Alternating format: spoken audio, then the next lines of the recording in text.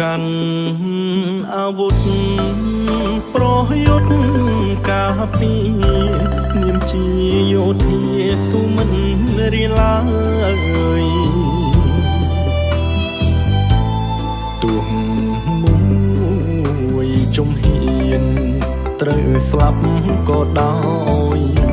ក៏មិនបណ្ដោយឲ្យខ្មាំងបំពី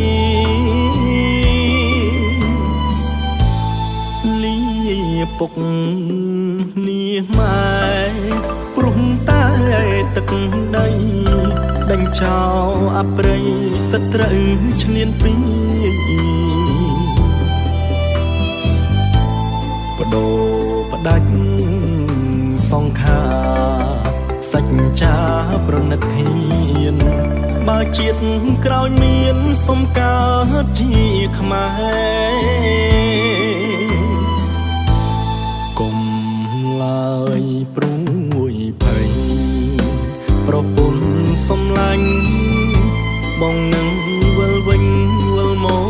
កធួនថែតែក្នុងពេលនេះសុំទុំមានស្នេហ៍ព្រោះបងត្រូវតែការពារទឹកដី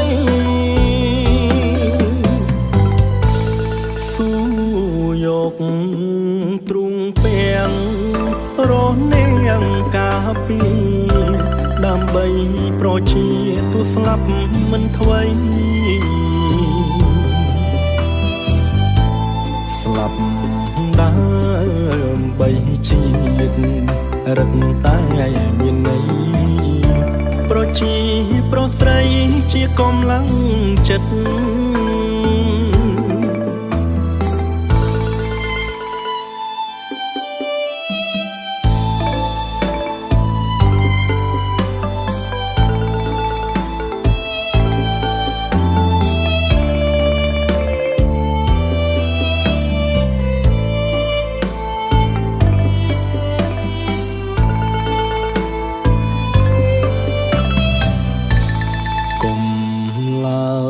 ព្រួយភ័យប្រពន្ធសំឡាញ់បងនឹងវិលវិញវិលមកធួនថែតែក្នុងពេលនេះសុំទុំមានស្នេ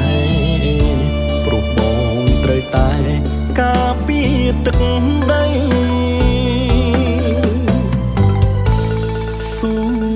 យកទ្រូងពាំងរនាងការពារដើម្បីប្រជាទូស្លាប់មិនថ្វីស្លាប់ដើម្បីជាតិរឹតតែមានន័យប្រជាប្រុសស្រីជាកម្លាំងចិត្ត